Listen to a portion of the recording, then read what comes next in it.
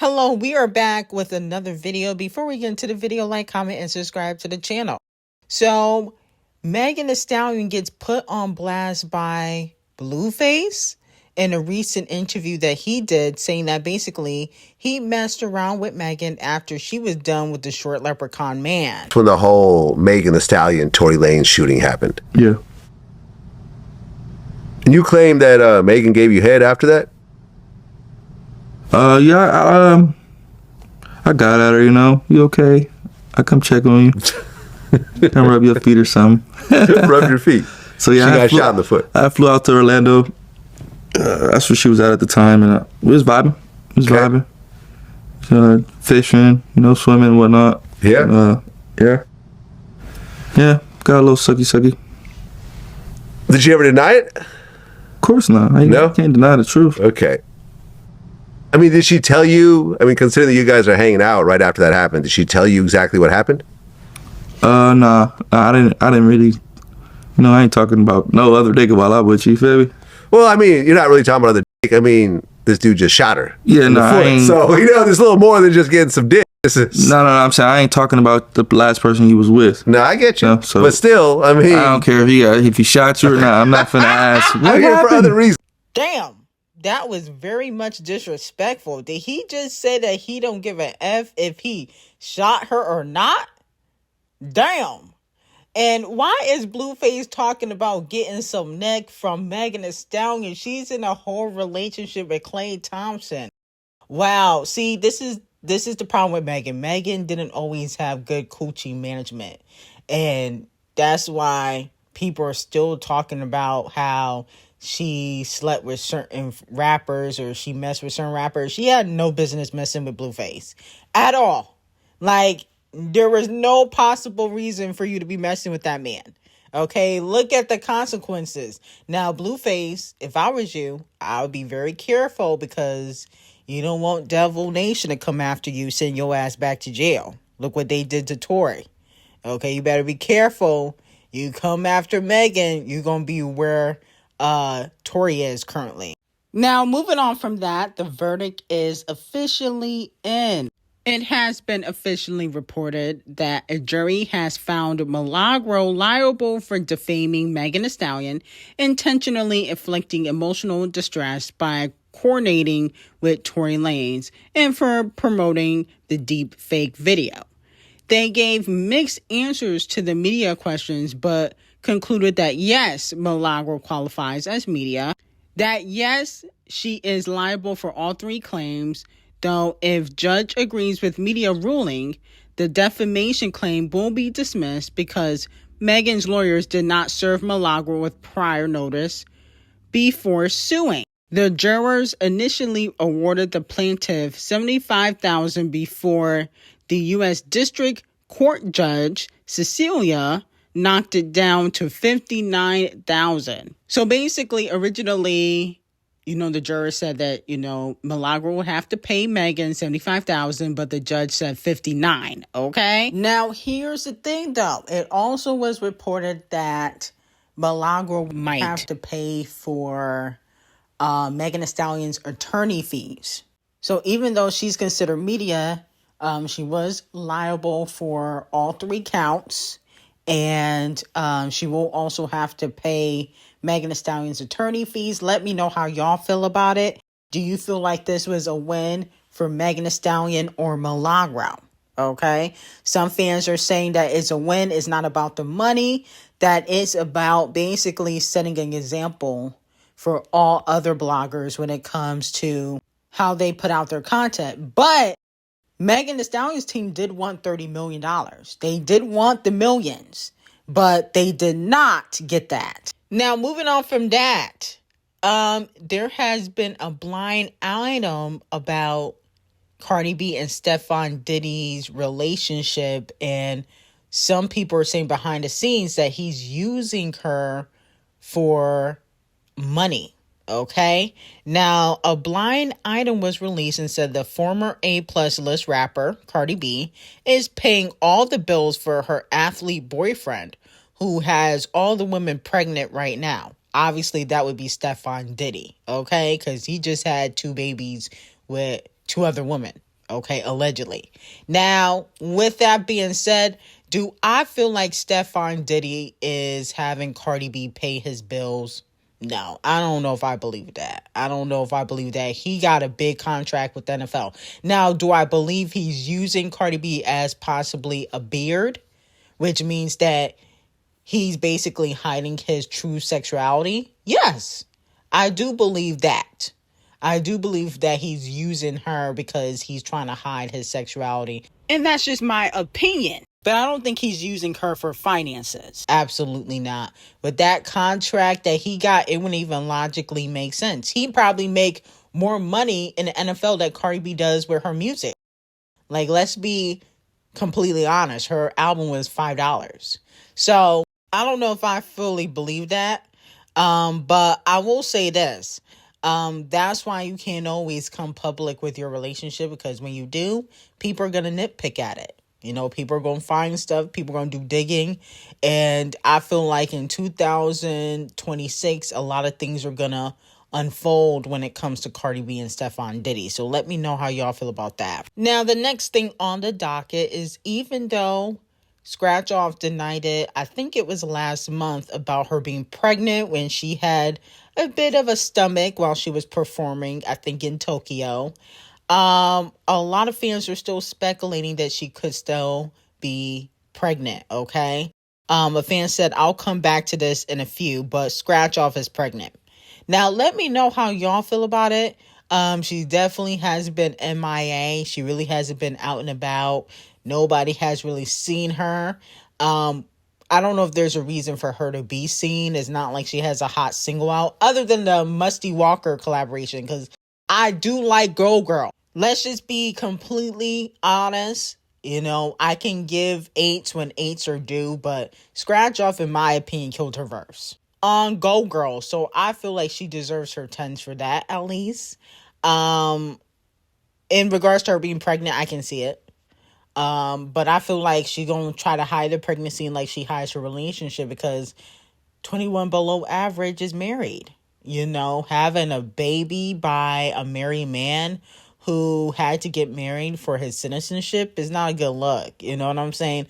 And I think people don't give Scratch Off flack for that enough. I feel like if it was anybody else, you know, Nicki Minaj, Cardi B, Megan, they would be getting dragged. I don't see how Scratch Off can get like no backlash for sleeping with a married man.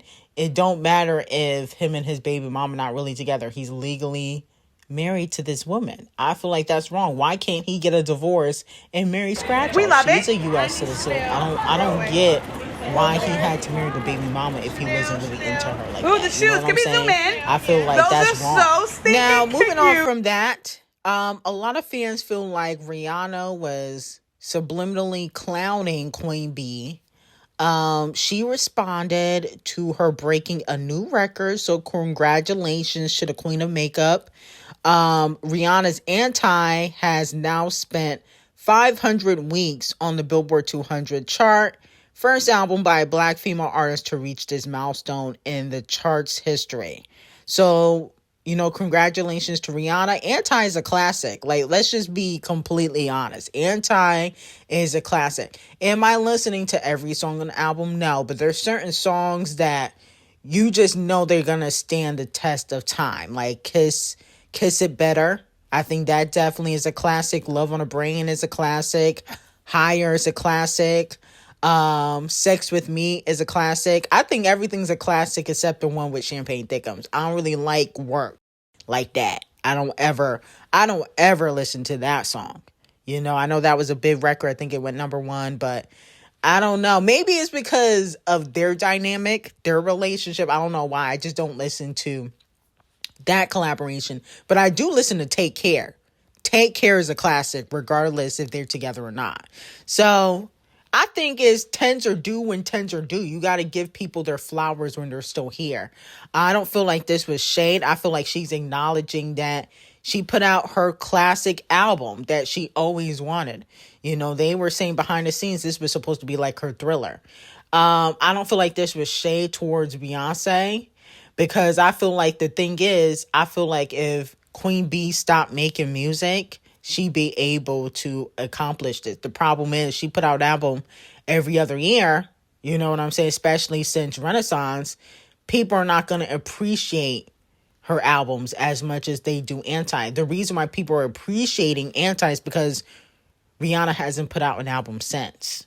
So that's why it's doing these numbers, because people appreciate how good Anti is.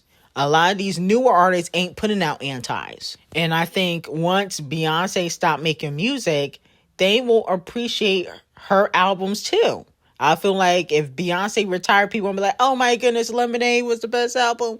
Oh my goodness, Cowboy Carter. Oh my goodness, Renaissance. They're going to do the same thing. They always do that when an artist retires. They only appreciate artists when they're quiet and not doing nothing. When they back outside, they're going to be, nitpicking every little thing. So that's just how people work. Now, Doja Cat has ironically confirmed my tea. She posted Deluxe on X, which a lot of people are speculating she's talking about a V Deluxe, which I told y'all was finna happen. Okay, that she putting out new music for next year. Let me know how y'all feel about it. And also, let's not forget she got a bunch of collaborations coming. So, despite the 57,000 that she did for V, she's still trying to move forward and put out good music for the next era, or I think it's probably going to be similar to the same era, but she's not giving up. You know what I'm saying? Let me know how y'all feel about it. I feel like with Doja Cat, it got to be some fire collaborations on the Deluxe. Like, we need you to call up, Sabrina Carpenter. You know what I'm saying? Like, we need some fire collaborations. I don't know if people care, like the pop stars. I don't think the pop stars care to work with Doja Cat right now because it's not like she hot.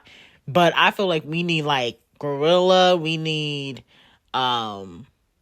Sabrina Carpenter. We need some of these fire ass collaborations. Call up Kendrick Lamar. We need something that's going to gag the life. Call up D0JA. Where's the D0JA collaboration that you've been working on? We need something that's going to gag the life. People are going to be like, oh my goodness, I can't believe she came up with this. And it got to be fire too. It can't be trash either. Okay. So I'm hoping that she actually comes through. Now, moving on from that, Coco Jones will be singing Lift Every Voice and Sing at the 2026 Super Bowl. I don't know. I'm thinking, can Coco Jones sing like that? I don't know. I'm not saying that she can't sing, because I like Coco Jones' music. I think her music is fire. I'm just worried that I don't know if she can sing. I feel like you gotta sing to sing this, okay? Jennifer Hudson wasn't available. I'm Jasmine Sullivan wasn't available. I'm a little bit worried, because I don't know if she can sing. She can sing, but can Coco Jones sing? There's a difference. So I'm thinking, hopefully she don't mess this up. No shade. I don't think she'll mess it up, though. I just don't think it's going to be up to par. I wouldn't say she's going to mess it up. I don't think she's going to be off key or anything like that, or it's going to sound a hot mess. I don't think there's ever in time where Coco Jones would ever sound a hot mess. And then also Charlie Puth is to sing the national anthem at the 2026 Super Bowl. I don't know why they would call him for that. I guess Justin Bieber wasn't available. No shade. I'm not saying Charlie can't sing, but I don't know if he should be singing the national anthem. I don't think I would have picked these people. These people feel like the people that got picked because they couldn't get the people that they wanted. That's what it's coming off as. Because I'm like, Charlie Puth, Justin wasn't available. Where's Justin Timberlake? I think he would have done a better job. No shade. I don't think Charlie Puth, I don't listen to his music like that, so I don't know if he can sing or not, because I don't really listen to his music like that, but hopefully he sound good, because I don't know. It's giving a lot of I don't knows right now. I don't know about the Coco Jones. I don't know about Charlie Puth. Now, fans are clowning Mariah and Summer for hanging out. Mostly people are clowning Musty Walker's body. No shade, but Mariah the Scientist look kind of good. I'm actually like, damn, I didn't know she had body like that. Okay, because she kind of got a little bit of a shape to her. I don't know if she got some work done or whatnot, but she looked good. As for Musty Walker, of course, she looking like a toothache. Not shocked. You know, the botched BBLs, she definitely got one. And I'm sure she will continue to get work done. I'm not even shocked because we know what type of person Musty Walker is. She's a bird. Okay, so I'm not even shocked by the way her body be botched up. Okay, but Mariah, you look good. Don't touch nothing. Don't get no work done. Okay, I don't care if you hanging out with Musty Walker and Scratch Off. Don't get no work done. But I will say this, I'm still listening to Summer Walker's album. The album is, good in my opinion. Is it great? No. But it's a really fire album. I think Rob You, like I said before, Rob You and what's the other song I like? Go Girl. And there's another song, I think it's Please Don't Tempt Me. I think that's the name of the song, is fire. Now, moving on from that, I do have an announcement to make. We are officially launching a Blast from Pop Culture website. Link in description, where I will be posting articles, different topics that I may not always discuss on YouTube. And we also have the Blast of Pop Culture X account, which you guys definitely should follow, because we will be doing updates weekly on both the full website and the X account. So make sure you guys subscribe to the website and also follow us on X. We currently have 2 different posts currently. We got the first post, the top 5 hottest diss tracks of 2025. And then also the worst songs of 2025, because we are in December. So we got to go over the best and worst list. So make sure that you guys check that out. It is on the Blast of Pop Culture website. Okay, so make sure you guys definitely check that out. And we definitely have more posts coming soon. Talking about more stuff beyond rap and celebrities, lifestyle things that are going on in the world. So we definitely will be getting to every different topic on the Blast of Pop Culture. But with that being said, thank you guys for tuning in. I hope you have a great day. We'll see you guys in the next video. And also make sure you guys go on my Patreon. We got some hot tea over there. Link will be in the description. Have a great day.